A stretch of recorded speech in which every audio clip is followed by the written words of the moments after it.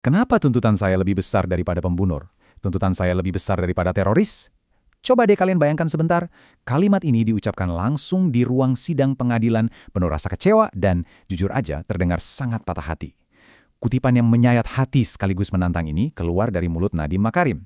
Pertanyaannya sekarang, gimana ceritanya seorang tokoh visioner teknologi yang dulu begitu dieluk-elukan, yang benar-benar mengubah cara jutaan dari kita bepergian dan berbelanja, malah berakhir duduk di kursi terdakwa menghadapi tuntutan hukuman penjara yang luar biasa berat?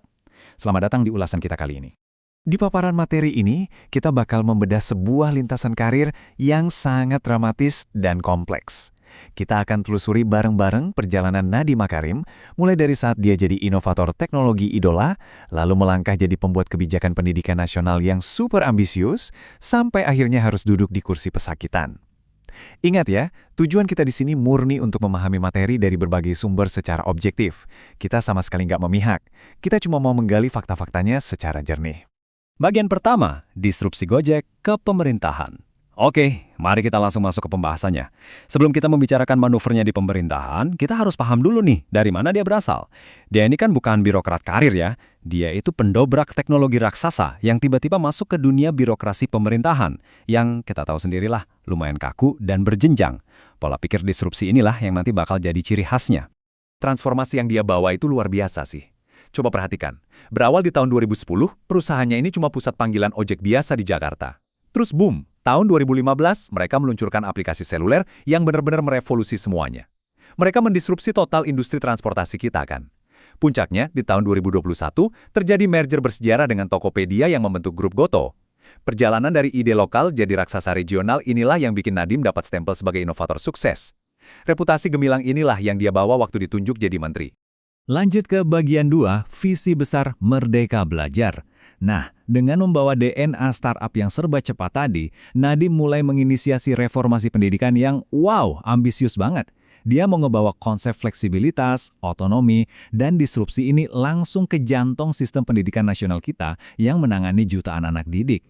Nah, yang bikin ini super menarik adalah filosofi di baliknya, yang dikenal sebagai pedagogi kritis. Berdasarkan kajian, konsep Merdeka Belajar ini nyambung banget sama gagasan tokoh pendidikan Paulo Freire. Intinya apa? Intinya membebaskan siswa dari gaya belajar tradisional yang kadang terlalu otoriter dan satu arah.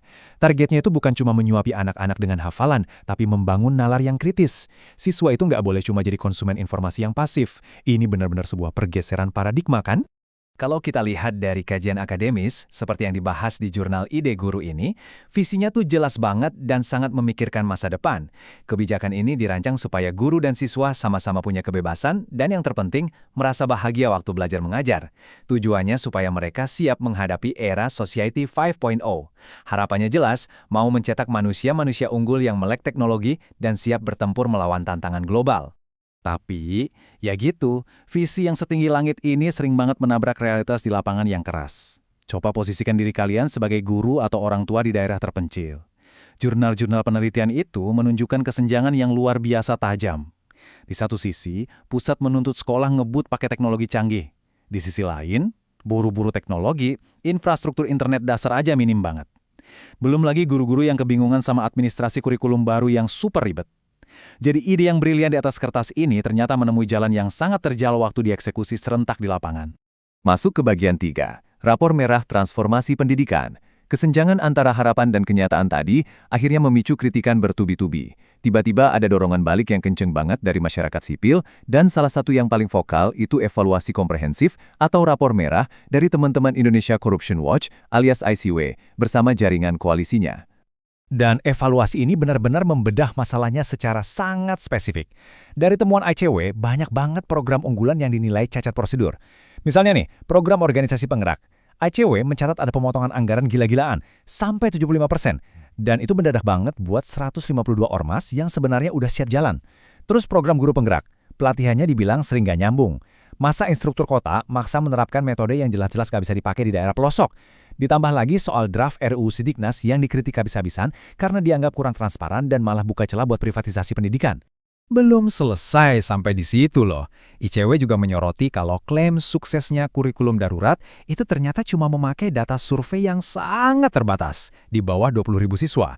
Terus program besar kayak sekolah penggerak dibilang belum ada evaluasi yang menyeluruh. Pendekatan buat meningkatkan kompetensi guru juga terasa sporadis, nggak sistematis. Dan yang paling krusial, ada sorotan tajam soal minimnya transparansi dan ketidakjelasan anggaran buat membiayai semua program masif ini. Lanjut ke bagian 4, polemik kebijakan dan progresivitas.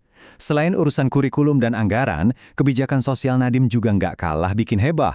Salah satu pusaran terbesar itu pas keluarnya Permendikbudristek nomor 30 tahun 2021 tentang penanganan kekerasan seksual di lingkungan kampus. Mari kita lihat gimana isu ini berkembang jadi perdebatan panas yang membelah opini publik. Di satu sisi, lembaga seperti Pusat Studi Hukum dan Kebijakan atau PSHK melihat aturan ini sebagai terobosan yang esensial banget buat melindungi hak korban di kampus. Tapi di sisi lain, reaksi publik meledak. Hanya karena ada frasa persetujuan korban atau konsen, kelompok konservatif khawatir aturan ini seolah melegalkan perzinahan. Tentu saja PSHK langsung membantah keras. Mereka bilang frasa itu murni parameter hukum buat menentukan adanya paksaan atau kekerasan, bukan buat menabrak norma agama masyarakat. Tetap saja, polemiknya luar biasa kencang. Sekarang kita sampai di bagian 5, tuntutan korupsi 18 tahun. Dari panggung megah sebagai pendiri unicorn, melewati panasnya debat reformasi pendidikan, kita tiba-tiba terseret ke babak yang jujur saja, sama sekali nggak terduga. Kita masuk ke gravitasi ruang sidang pengadilan dan badai hukum. 18 tahun. Angka itu sekarang jadi realitas baru yang harus dia hadapi. Bayangkan, sebuah tuntutan pidana penjara selama itu dilayangkan oleh jaksa penuntut umum dalam pusaran kasus dugaan korupsi pengadaan laptop Chromebook. Ini durasi hukuman yang sangat fantastis dan menghancurkan buat sosok yang dulu jadi simbol inovasi masa depan. Dan poin krusialnya di sini, hukumannya nggak cuma berhenti di penjara. Jaksa juga menuntut pembayaran uang pengganti yang angkanya bikin geleng-geleng kepala, lebih dari 5,6 triliun rupiah. Kalau harta yang disita nanti nggak cukup buat menutupi kerugian negara ini, hukuman penjaranya bakal ditambah lagi 9 tahun. Berarti total ancaman fisik yang membayanginya bisa mencapai 27 tahun kurungan. Sangat berat. Posisi jaksa di sini udah sangat tegas. Mereka sangat yakin kalau terdakwa terbukti secara sah dan meyakinkan bersalah melakukan tindak pidana korupsi bareng-bareng di mega proyek pengadaan tersebut. Buat kejaksaan, semua alat bukti dan saksi-saksi di persidangan udah lebih dari cukup untuk menjatuhkan tuntutan maksimal ini. Tapi tunggu dulu, pembelaan Nadiem sendiri sangat emosional dan tentunya bertolak belakang 180 derajat sama dakwaan itu. Dia menegaskan, sama sekali nggak ada niat jahat atau korupsi administratif dari pihaknya. Dia berargumen keras kalau uang triliunan yang dipermasalahkan itu murni hasil keringatnya sendiri. Kekayaan sah dari saham IPO perusahaannya di tahun 2015, jauh sebelum dia masuk dunia pemerintahan. Di pengadilan, dia merasa pengabdiannya justru dibalas sama sangkaan hukum yang menurutnya sangat dipaksakan. Pada akhirnya, semua rentetan peristiwa ini meninggalkan kita dengan satu pertanyaan mendasar untuk direnungkan. Apakah ini murni kisah tragis seorang visioner yang disalahpahami, yang niat baiknya remuk dihajar kerasnya birokrasi?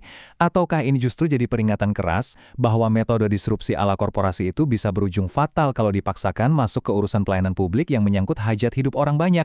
Kita udah sama-sama membedah fakta-faktanya, dari titik mula kejayaan inovasinya sampai ke ketegangan di meja hijau. Kesimpulannya, ya kembali ke analisa kalian masing-masing atas bukti yang ada. Terima kasih banyak udah mengikuti ulasan Tita kali ini, dan pastikan kalian terus menggali berbagai literatur lainnya biar dapat gambaran yang utuh.